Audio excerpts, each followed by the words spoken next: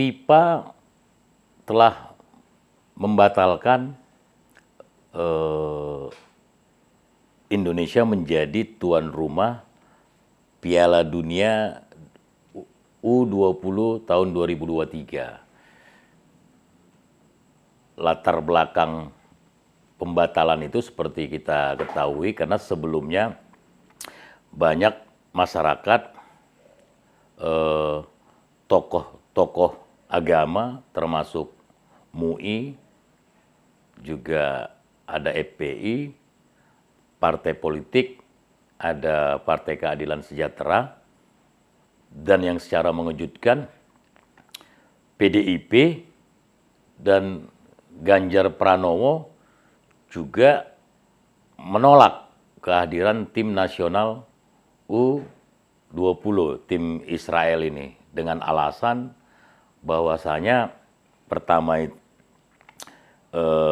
sesuai dengan konstitusi di Indonesia itu di preambel di pembukaan Undang-Undang Dasar itu memang di situ dijelaskan bahwasanya penjajahan di atas muka bumi ini harus dihapuskan karena tidak sesuai dengan pri kemanusiaan dan pri keadilan.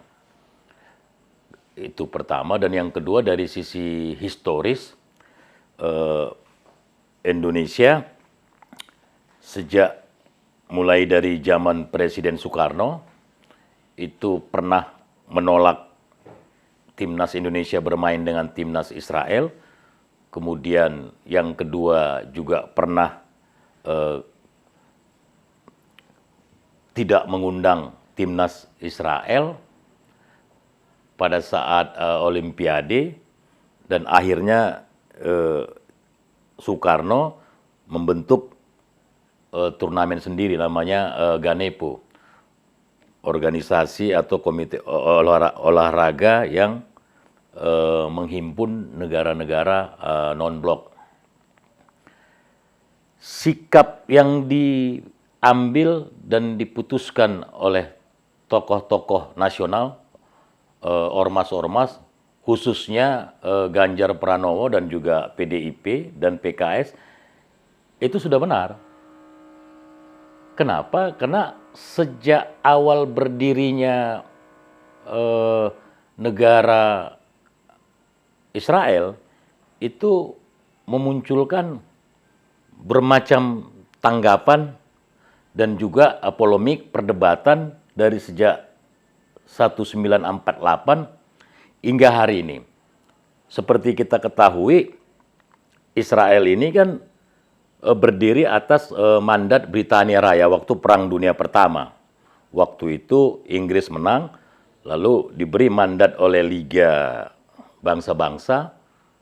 Atas nama mandat tersebut, kemudian Israel yang dahulunya itu berada di negara-negara Eropa mayoritas, baru kemudian di negara-negara sekitar Eropa Timur, ada juga di negara-negara Arab, itu beremigrasi mulai dari ada 4 tahap mereka beremigrasi. Mulai dari tahap pertama mereka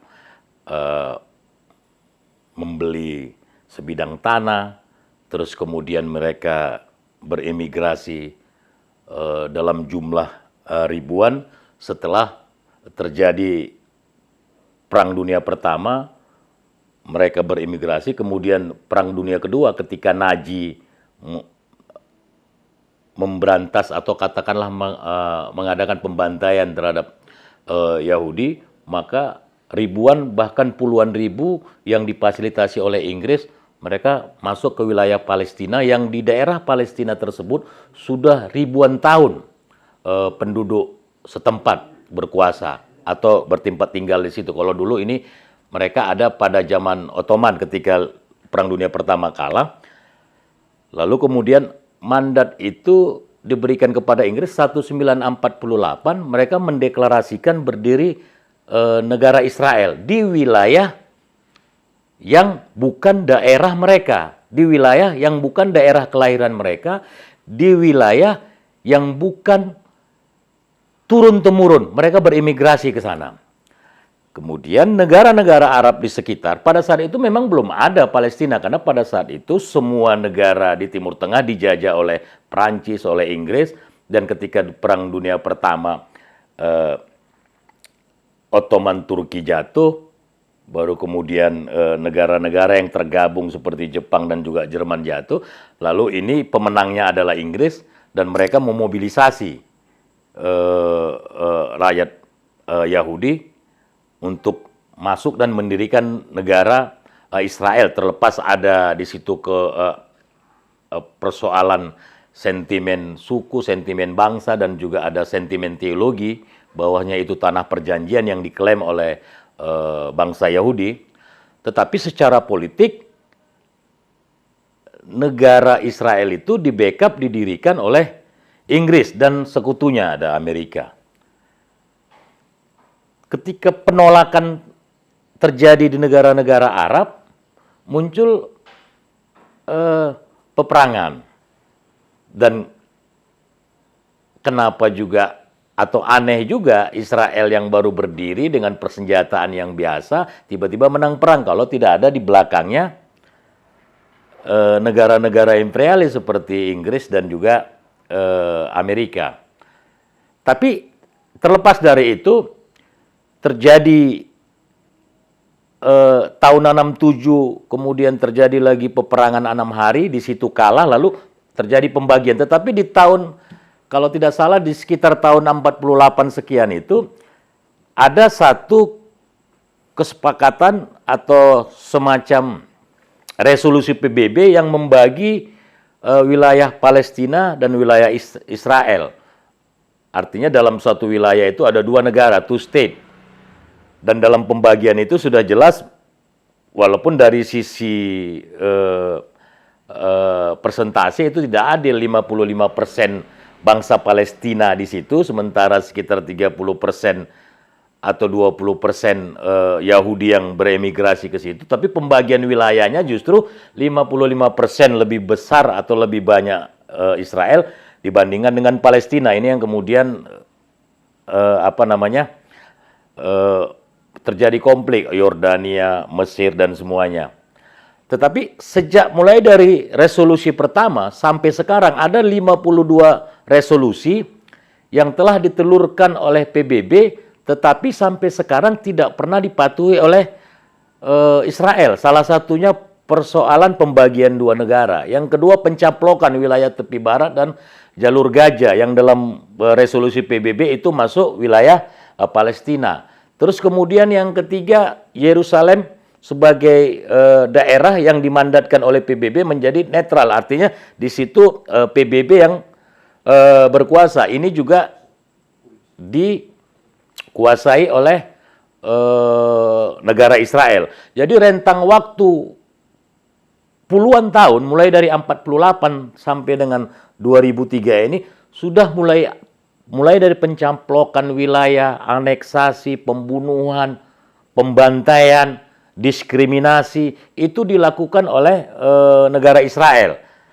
Tetapi sampai sekarang belum ada satupun sanksi yang diberikan oleh federasi atau serikat sepak bola internasional atau katakanlah organisasi olahraga atau olimpiade. Di satu sisi, kita juga melihat terjadi juga aneksasi, invasi yang dilakukan oleh Amerika terhadap Irak, Pakistan, Afghanistan atas dasar kecurigaan Irak menyimpan senjata nuklir, lalu sekutu melakukan penyerangan, pembunuhan, pembantaian di negara Irak. Terjadi Saddam Hussein terbunuh. Sampai sekarang juga tidak ada satu sanksi pun dari Federasi Olahraga Dunia, baik itu sepak bola atau olahraga yang lainnya, terhadap Amerika. Makanya Soekarno atas prinsip-prinsip penjajahan di muka bumi harus dihapuskan, kita membela, mengadvokasi negara-negara yang tertindas, karena Indonesia pernah mengalami 350 tahun dijajah oleh Belanda, dijajah oleh sekutu, dijajah oleh Jepang. Kita merasakan penderitaan itu, sehingga kita bukan persoalan sentimen agama, bukan persoalan sentimen suku, bukan persoalan sentimen geografis, tetapi Soekarno dan Undang-Undang Dasar 45 membela Palestina atas nama kemanusiaan, bukan atas nama yang lain. Dan ini prinsip dasar di negara Republik Indonesia. Dan semua orang yang ada di Indonesia, semua perangkat hukum itu mengabdi kepada Undang-Undang Dasar 45. Jadi ketika timnas Israel berkunjung ke Indonesia, maka ketika kita terima, itu melanggar prinsip-prinsip konstitusi kita. Satu. Yang kedua, secara politik, atas dasar pelanggaran kemanusiaan, invasi, penjajahan yang dilakukan oleh Israel terhadap Palestina, oleh karena itulah Indonesia tidak membuka hubungan diplomatik.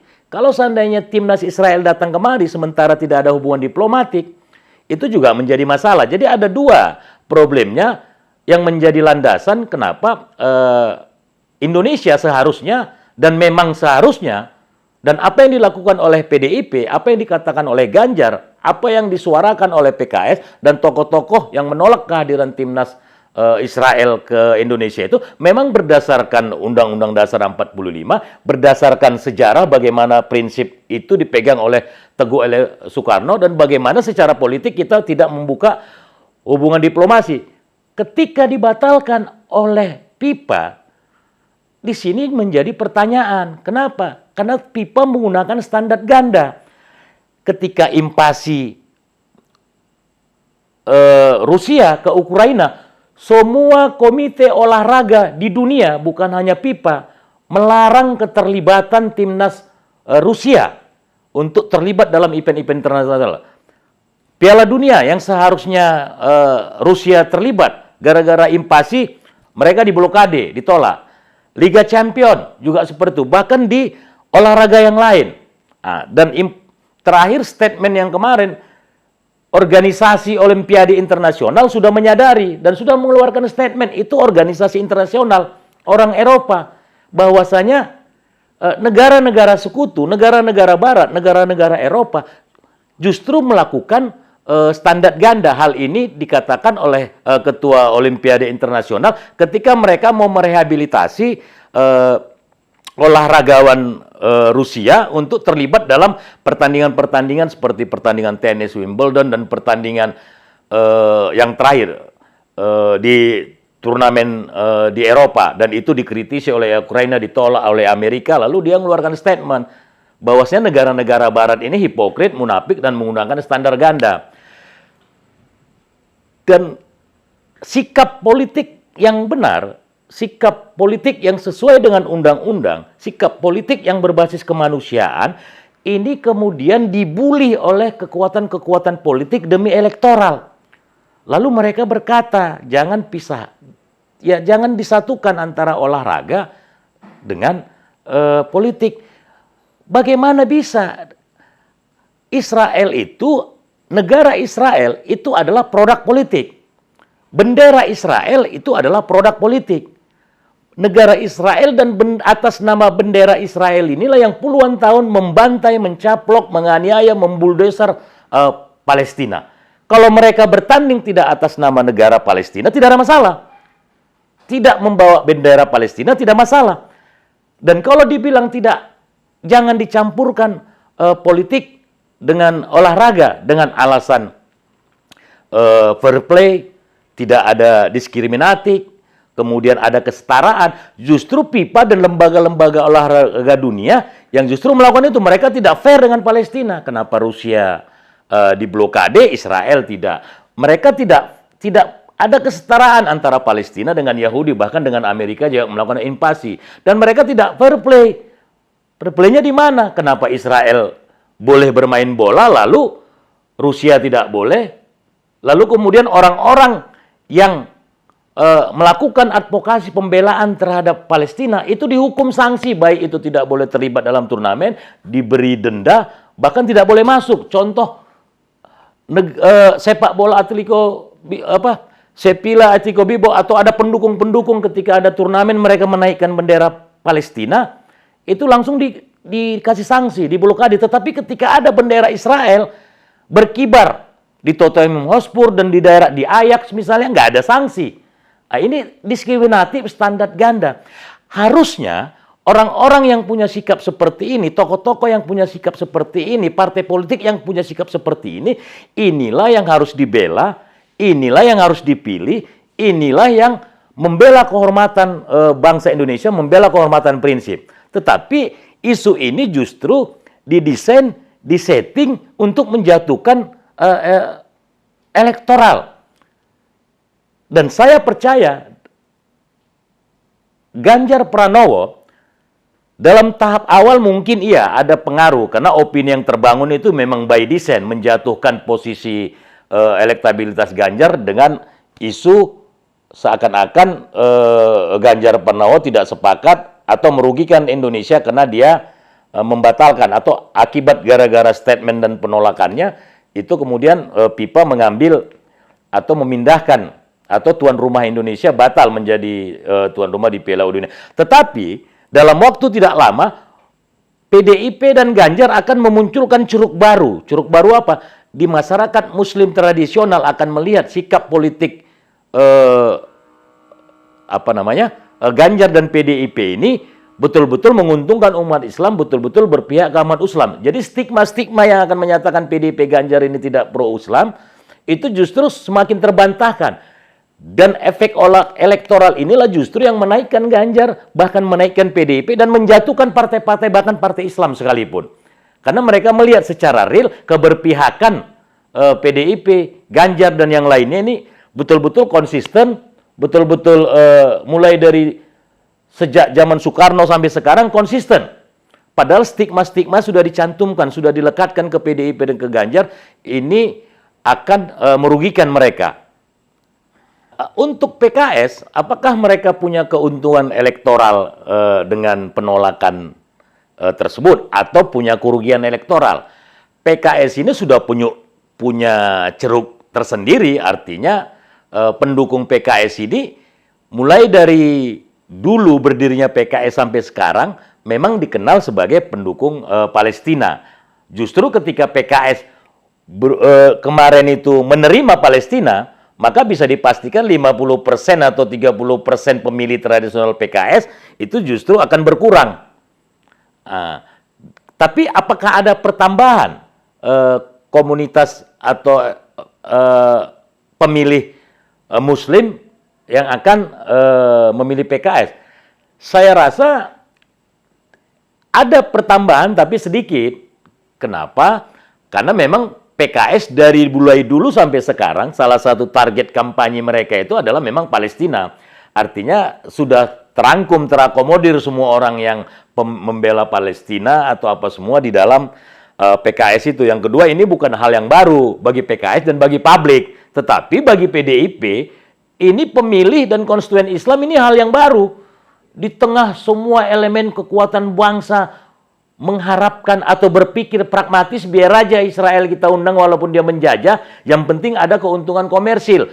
Ini menjadi event Piala Dunia, UMKM akan hidup, keuntungan apa, hotel penuh, tetapi PDIP justru menolak semua itu. Bukan berarti dia menghadapi resiko elektoral, tetapi dia punya prinsip, dan prinsip-prinsip inilah yang kemudian menjadi ingatan memori bagi pemilih-pemilih Muslim yang selama ini dihujat, yang selama ini dikasih kampanye-kampanye bahwasanya PDIP ini ada Islamfobia atau sentimen Islamnya tinggi atau tokoh-tokohnya ternyata tidak Islami, tapi dengan kampanye PDIP dan Ganjar membela Palestina secara konsisten dan kemudian berani menghadapi semua risiko. Atau bisa dikatakan kecuali PKS semua nyerang PDIP dengan berbagai kepentingannya. Dari sisi capres ini mau mencoba menggerus elektoral Ganjar, dari sisi partai juga mencoba menggerus segmen pemilih pemula yang bola mania atau yang pro olahraga atau yang terbangun atau tersetting, termindset bahwasanya PDIP telah menggagalkan event internasional di Indonesia. Itu mungkin dalam waktu sebulan atau beberapa ini itu mungkin berpengaruh, tetapi kemudian ini akan membesar. PDIP akan mempunyai ceruk baru konstituen atau pemilih yang ternyata melihat bahwasanya tokoh-tokoh PDIP, khususnya Megawati, itu ternyata sangat konsisten membela bukan hanya konstitusi, tapi membela dan berpihak kepada umat Islam seperti yang dilakukan oleh Soekarno. Ini akan membuka mata umat Islam bahwasanya PDIP ini bisa dijadikan alternatif agar konstitusi dan juga negara kita yang berbasis atau nilai-nilainya dari agama dan kemanusiaan akan melihat alternatif, akan melihat bahwasanya PDIP ini merupakan satu-satunya partai yang layak dipercaya karena konsisten membela kebenaran.